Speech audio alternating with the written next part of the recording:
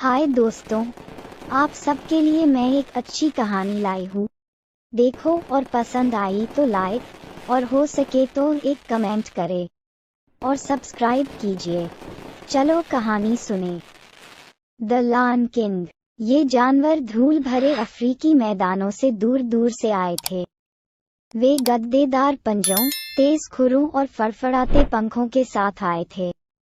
हर जानवर, सबसे छोटी चींटी से लेकर सबसे बड़े हाथी तक, प्राइड रॉक की ओर बढ़ गया, क्योंकि वह शेर राजा का घर था और यह प्राइड लैंड्स में एक खास दिन था। आज राजा मुफासा और रानी साराबी का पहला बच्चा सिम्बा जीवन के महान चक्र में शामिल होगा। जानवरों ने अपनी जगह ली और राजा मुफासा को प्रणाम किया। फिर राफिकी, बुद्धिमान बबून, प्राइड रॉक के किनारे पर खड़ा हुआ और सभी को देखने के लिए छोटे बच्चे को ऊपर उठाया। सभी जानवरों ने जोरदार चीखें निकाली। हाथी तुरही बजाने लगे, जेब्रा हिनहिनाने लगे और पक्षी सिम्बा, भावी शेर राजा को देखकर खुशी से गाने लगे। लेकिन एक भी जानवर इस खुशी के समारोह में शामिल नहीं हुआ। राजा का ईर्ष्यालु भाई स्कार अपनी मांद में ही रहा। बाद में जब राजा के सलाहकार जजू हॉर्नबिल ने उसकी आलोचना की तो स्कार हंस पड़ा। फिर दुष्ट शेर ने पक्षी को अपने मुंह में डाल लिया। अगर मुफासा समय पर नहीं आता तो स्कार जजू को खा जाता। जजू ने अपने पंख पोंछे और डांटा। राजा के भाई के रूप में आपको सिम्बा के समारोह में पहले स्थान पर होना चाहिए था। स्कार की हरी आंखें चमक उठीं। मैं कतार में सबसे आगे था, जब तक कि छोटा बालबॉल पैदा नहीं हुआ। वह बालबॉल मेरा बेटा है और तुम्हारा भावी राजा है, मुफासा ने गुर्राहट के साथ कहा। स्कार चुपचाप चला गया। मुझसे मुंह मत मोड़ो, मुफासा ने चेतावनी दी। स्कार ने अपने कंधे के ऊपर से पीछे देखा। उसकी आंखें सिकुड़ गईं। शायद तुम्हें मुझसे मुंह नहीं मोड़ना चाहिए। सिम्बा जल्दी ही बड़ा हो गया। एक सुबह मुफासा अपने बेटे को प्राइड रॉक के शीर्ष पर ले गया और उससे कहा, जीवन का चक्र कभी नहीं रुकता। एक दिन सूरज मेरे शासक के रूप में अस्त होगा और तुम्हारे राजा के रूप में उदय होगा। फिर प्रकाश जिस भी चीज को छुएगा वह तुम्हारी होगी। उस छायादार जगह के बारे में क्या? सिम्बा ने पूछा। मुफासा ने घोषणा की, तुम्हें वहां कभी नहीं जाना चाहिए। अचानक जाजू ने झपट्टा मारा और चिल्लाया, प्राइड लैंड्स में लकड़बग्घे। मुफासा ने भौहें सिकोड़ी। जाजू, सिम्बा को घर ले जाओ। ओह डैड, क्या मैं नहीं आ सकता? सिम्बा ने कराहते हुए कहा। मुफासा ने अपनी ताकतवर अयाल हिलाई। जंगली लकड़बग्घों से लड़ना एक शावक के लिए कोई काम नहीं था। बाद में सिम्बा ने अपने अंकल स्कार से उस छायादार जगह के बारे में पूछा। स्कार के दिमाग में एक दुष्ट योजना बनी। सिर्फ सबसे बहादुर शेर ही हाथी के कब्रिस्तान में जाते हैं, स्कार ने उससे कहा। वह जानता था कि मूर्ख शावक सिर्फ अपनी बहादुरी साबित करने के लिए वहां जाएगा। स्कार सही था। सिम्बा अपने सबसे अच्छे दोस्त नाला के साथ हाथी के कब्रिस्तान में जाने के लिए बेताब था। लेकिन वे कैसे जा सकते थे, जबकि जाजू उनकी हर हरकत पर नजर रख रहा था? हमें डोडो को छोड़ना होगा, सिम्बा ने फुसफुसाया। नाला ने हंसते हुए सहमति जताई। जल्द ही दोनों दोस्तों ने अपने पंख वाले बेबी सिटर से बचने का एक तरीका खोज लिया। कुछ ही देर में युवा शेर प्राइड लैंड्स की सीमाओं से परे अंधेरे, रहस्यमय स्थान पर पहुंच गए। जमीन से विशालकाय हड्डियां बाहर निकली हुई थीं। ये थोड़ा डरावना है, नाला फुसफुसाया। चलो इसे देखते हैं, सिम्बा ने कहा। मैं खतरे के सामने हंसता हूँ। हा हा हा, ही। 3 दुष्ट लकड़बग्घे, शिंजी, बंजाई और एब चिल्लाए। देखो लड़कों, एक राजा जो खाने के लिए तैयार है, शिंजी ने हंसते हुए कहा। शावक भागे लेकिन जल्द ही खुद को घिरा हुआ पाया। सिम्बा बहादुरी से नाला के सामने आया और दहाड़ने की कोशिश की। आर आर आर आर आर आर आर आर आर। लकड़बग्घे हंसे और मजाक उड़ाया। सिम्बा ने फिर से कोशिश करने के लिए अपना मुंह खोला। इस बार हाथी की हड्डियां जोरदार गर्जना के साथ खड़खड़ाईं। लकड़बग्घे भ्रमित थे और सिम्बा भी, जब तक मुफासा नजर नहीं आया। शक्तिशाली शेर ने लकड़बग्घों को भगा दिया। जाजू ने शावकों को मुसीबत में देखा था और मदद के लिए उड़ गया था। मुफासा ने जाजू से नाला को घर ले जाने के लिए कहा। फिर उसने सिम्बा को उसकी अवज्ञा करने के लिए डांटा। ओह पापा, मैं तो बस आपकी तरह बहादुर बनने की कोशिश कर रहा था, सिम्बा ने समझाया। मुफासा ने आह भरी। बहादुर होने का मतलब यह नहीं है कि तुम मुसीबत की तलाश में निकल जाओ। सिम्बा, एक अच्छा राजा बुद्धिमान होने के साथ साथ बहादुर भी होता है। सिम्बा को अचानक बहुत छोटा महसूस हुआ। हम हमेशा साथ रहेंगे, है न पापा? मुफासा ने तारों वाले आसमान की ओर देखा और कहा, अतीत के महान राजा उन तारों से हमें नीचे देखते हैं।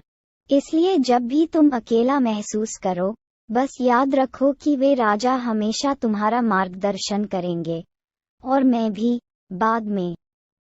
स्कार की मुलाकात भूखे लकड़बग्घों से हुई। मैंने वास्तव में उन शावकों को तुम्हें दे दिया था, उसने शिकायत की। वे बिल्कुल अकेले नहीं थे, शेंजी ने शिकायत की। लेकिन स्कार के पास एक और योजना थी जिससे वह राजा बन सकता था। मेरे साथ रहो और तुम फिर कभी भूखे नहीं रहोगे, उसने वादा किया। लकड़बग्घे नाचने लगे और खुशी से झूम उठे। अगली सुबह स्कार सिम्बा को एक चट्टानी घाटी के नीचे ले गया। अब यहीं रुको, उसने आदेश दिया। तुम्हारे पिता के पास तुम्हारे लिए एक बड़ा आश्चर्य है। क्या मुझे आश्चर्य पसंद आएगा? सिम्बा ने पूछा। स्कार ने चालाकी से मुस्कुराया। ओह, यह मरने के लिए है, उसने कहा और चला गया। फिर उसने घाटी की चोटी पर इंतजार कर रहे लकड़बग्घों को एक संकेत दिया। लकड़बग्घों को पता था कि क्या करना है। उन्होंने जंगली जानवरों के एक बड़े झुंड को घाटी में खदेड़ दिया। सिम्बा ने धरती को हिलते हुए महसूस किया। उसने हजारों खुरों की आवाज सुनी।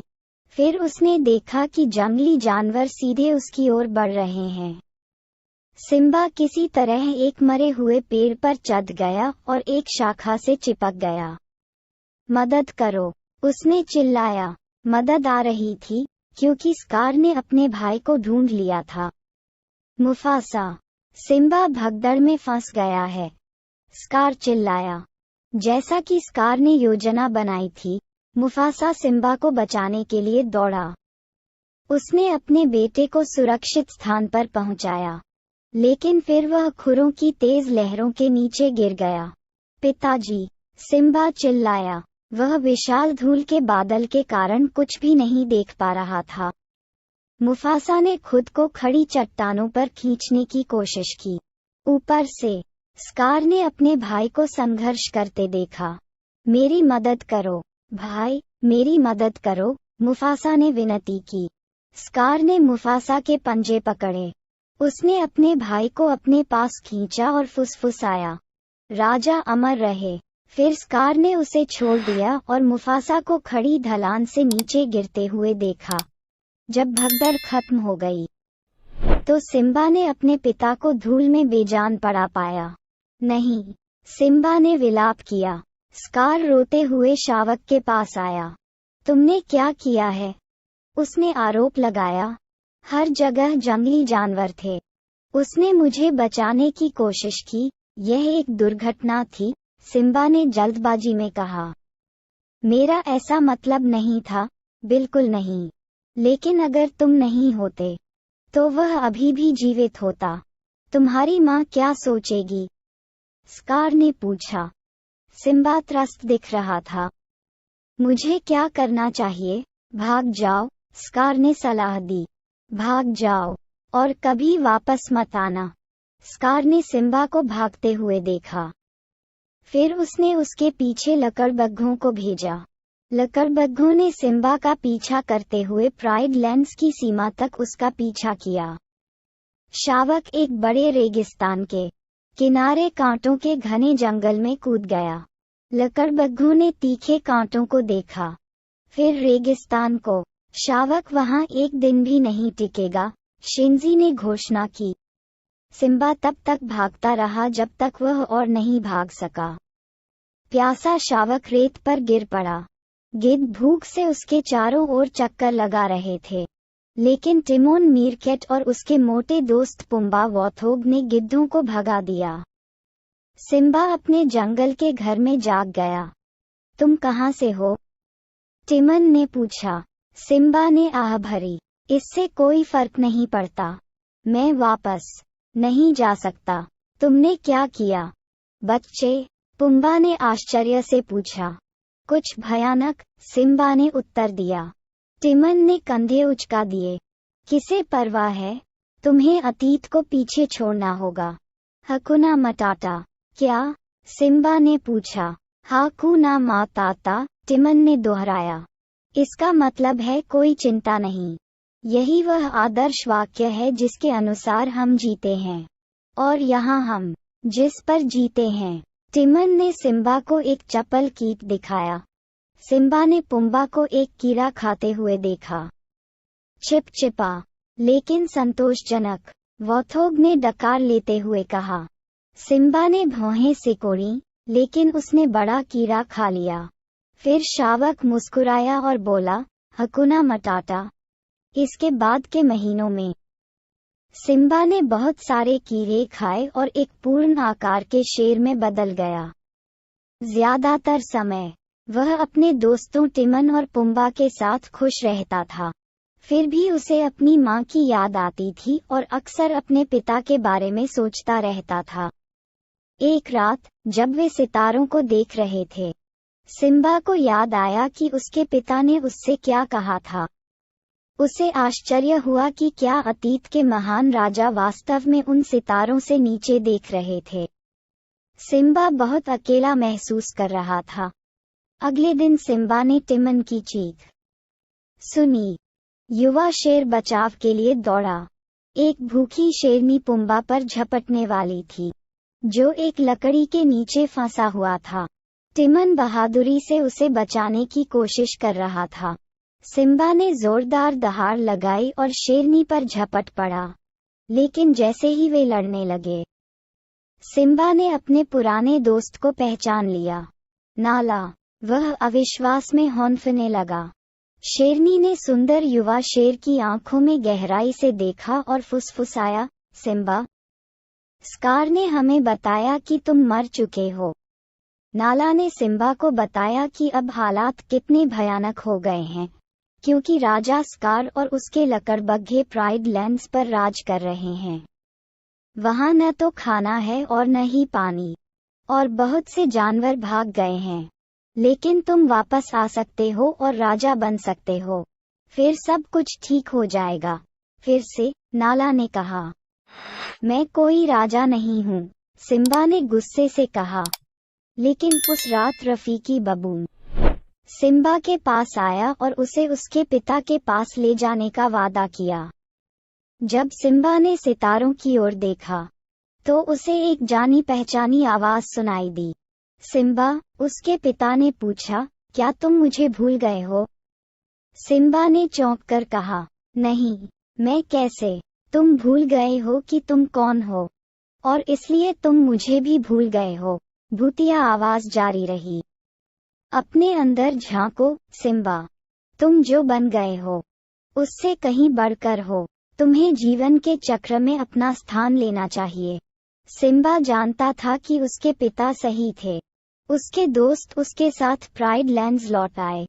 प्राइड रॉक पर वापस आकर राजा स्कार साराबी से नाराज था क्योंकि उसे खाना नहीं मिल रहा था। अचानक स्कार ने एक जोरदार दहाड़ सुनी। उसे अपनी आंखों पर यकीन नहीं हुआ। मुफासा, ऐसा नहीं हो सकता, तुम मर चुके हो। लेकिन साराबी ने अपने बेटे को पहचान लिया। सिम्बा, उसने धीरे से कहा, मैं राजा के रूप में अपनी जगह लेने आया हूँ, सिम्बा ने चिल्लाया। लेकिन स्कार इतनी आसानी से पीछे हटने वाला नहीं था। सिम्बा ने स्कार पर छलांग लगाई, लेकिन खलनायक भाग गया। इसके बजाय लकड़बग्घे सिम्बा पर झपट पड़े। प्राइड रॉक में उनकी भयानक हंसी गूंज उठी, क्योंकि लकड़बग्घों ने सिम्बा को एक चट्टान के किनारे पर धकेल दिया। स्कार थके हुए युवा शेर के पास गया। इस बार तुम्हारे पिताजी तुम्हें बचाने के लिए यहाँ नहीं हैं, स्कार ने ताना मारा। फिर उसने सिम्बा को चट्टान से नीचे धकेल दिया। सिम्बा के पंजे खड़ी ढलान पर पकड़ बनाने के लिए उखड़ गए। ये परिचित लग रहा है, स्कार ने व्यंग्य किया। ओह हाँ, मुझे याद है, ये ठीक वैसा ही है जैसा तुम्हारे पिता ने उसे मारने से पहले देखा था। आखिरकार सिम्बा को सच्चाई पता चल गई। जोरदार दहाड़ के साथ वह स्कार पर झपटा। इस बीच टिमन, पुम्बा और शेरनी ने लकड़बग्घों को प्राइड रॉक से भगा दिया। जब सिम्बा ने स्कार को चट्टान पर उड़ा दिया, तो खलनायक भूखे लकड़बग्घों की भीड़ में जा गिरा। ही, वे क्रूरता से चिल्लाए। आखिरकार उन्हें राजा के लिए उपयुक्त भोजन मिला, या राजा के लिए भोजन। सिम्बा ने अपने दोस्तों को धन्यवाद दिया। फिर वह प्राइड रॉक के शीर्ष पर चला गया। उसकी दहाड़ प्राइड लैंड्स में गूंज उठी। असली राजा ने अपना सिंहासन ले लिया था। मैदान जल्द ही फिर से हरे भरे हो गए। जानवर वापस आ गए और शिकार एक बार फिर अच्छा हुआ। सिम्बा जानता था कि एक राजा के पास एक रानी होनी चाहिए। इसलिए बेशक उसने सुंदर नाला को चुना। कुछ ही समय बाद जानवर फिर से दूर दूर से धूल भरे अफ्रीकी मैदान में आ गए। इस बार वे राजा सिम्बा और रानी नाला के पहले जन्मे शावक का स्वागत करने आए थे। बुद्धिमान बूढ़ा राफिकी प्राइड रॉक के किनारे खड़ा था और उसने शावक को सबके सामने दिखाया। हाथी ने तुरही बजाई और जेब्रा खुशी से हिनहिनाने लगे, क्योंकि भविष्य का शेर राजा महान जीवन चक्र में शामिल हो गया।